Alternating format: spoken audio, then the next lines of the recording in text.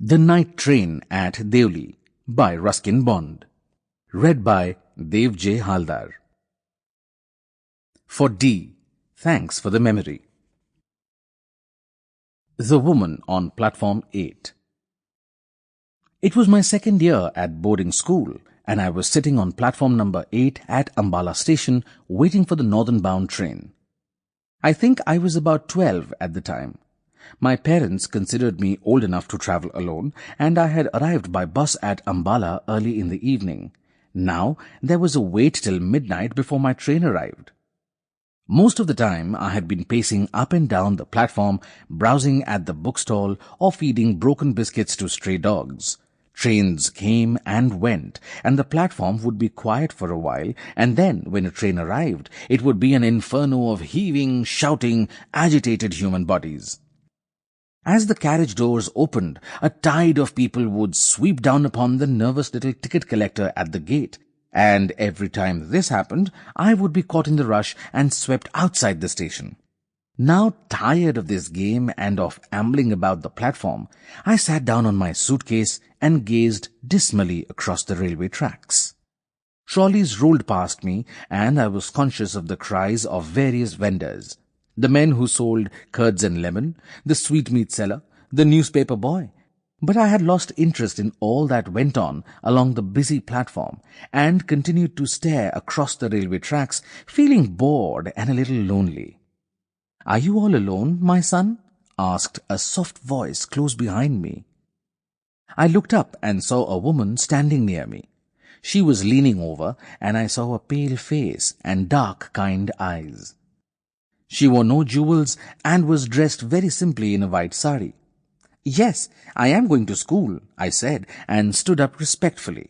She seemed poor, but there was a dignity about her that commanded respect. "I have been watching you for some time," she said. "Didn't your parents come to see you off?" "I don't live here," I said. "I had to change trains. Anyway, I can travel alone." "I'm sure you can," she said, and I liked her for saying that. And I also liked her for the simplicity of her dress and for her deep, soft voice and the serenity of her face. "Tell me, what is your name?" she asked. "Arun," I said. "And how long do you have to wait for your train?" "About an hour, I think. It comes at 12 o'clock. "Then come with me and have something to eat." I was going to refuse out of shyness and suspicion, but she took me by the hand, and then I felt it would be silly to pull my hand away. She told a coolie to look after my suitcase, and then she led me away down the platform. Her hand was gentle, and she held mine neither too firmly nor too lightly. I looked up at her again. She was not young, and she was not old.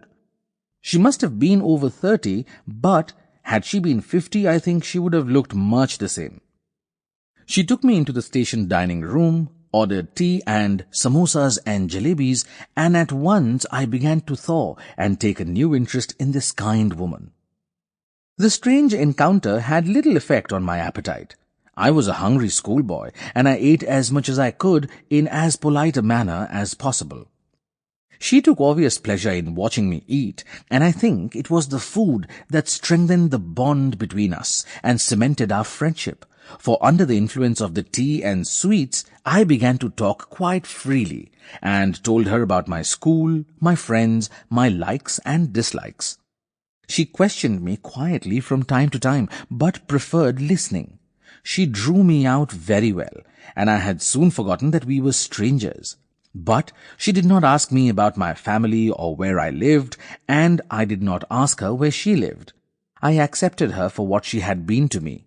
A quiet, kind, and gentle woman who gave sweets to a lonely boy on a railway platform. After about half an hour, we left the dining room and began walking back along the platform. An engine was shunting up and down beside platform number 8, and as it approached, a boy leapt off the platform and ran across the rails, taking a shortcut to the next platform. He was at a safe distance from the engine, and there was no danger unless he had fallen, but as he leapt across the rails, the woman clutched my arm. Her fingers dug into my flesh, and I winced with pain. I caught her fingers and looked up at her, and I saw a spasm of pain and fear and sadness pass across her face. She watched the boy as he climbed other platform, and it was not until he had disappeared in the crowd that she relaxed her hold on my arm. She smiled at me reassuringly and took my hand again, but her fingers trembled against mine. "He was all right," I said, feeling that it was she who needed reassurance. She smiled gratefully at me and pressed my hand.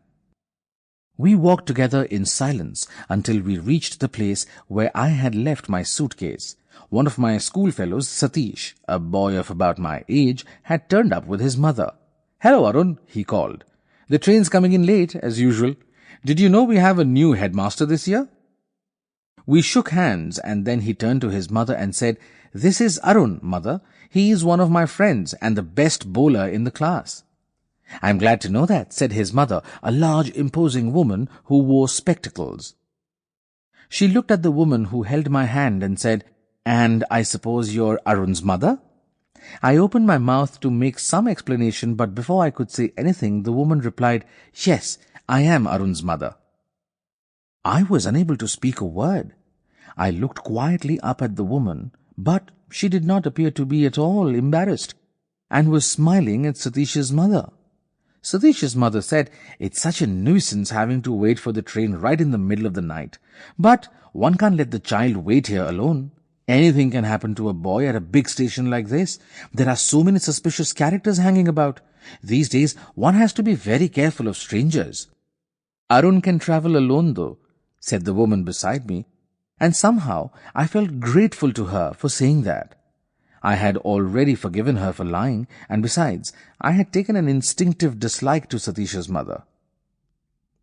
"Well, be very careful, Arun," said Satish's mother, looking sternly at me through her spectacles. "Be very careful when your mother is not with you, and never talk to strangers." I looked from Satish's mother to the woman who had given me tea and sweets, and then back at Satish's mother. "I like strangers," I said.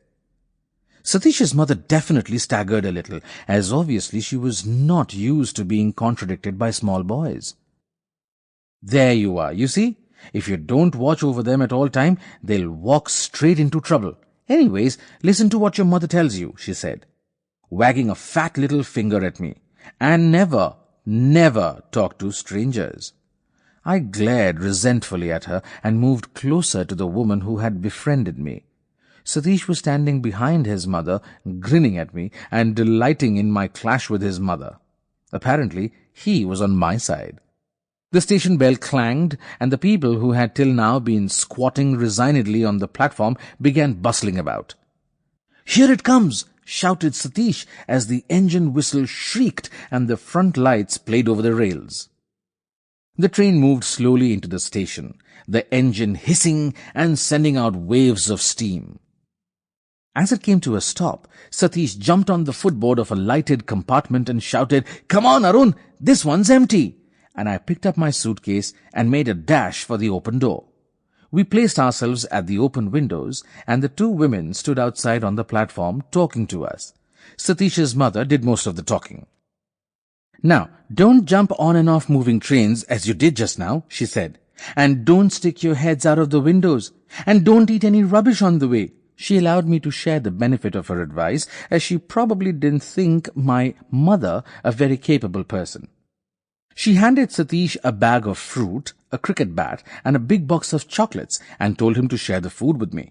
Then she stood back from the window to watch how my mother behaved. I was smiling under the patronizing tone of Satish's mother, who obviously thought mine a very poor family. And I did not intend giving the other woman away. I let her take my hand in hers, but I could think of nothing to say. I was conscious of Satish's mother staring at us with hard, beady eyes, and I found myself hating her with a firm, unreasoning hate. The guard walked up the platform, blowing his whistle for the train to leave. I looked straight into the eyes of the woman who held my hand, and she smiled in a gentle, understanding way. I leaned out of the window then and put my lips to her cheek and kissed her. The carriage jolted forward, and she drew her hand away. "Goodbye, mother," said Satish as the train began to move slowly out of the station. Satish and his mother waved to each other. Sample complete. Ready to continue?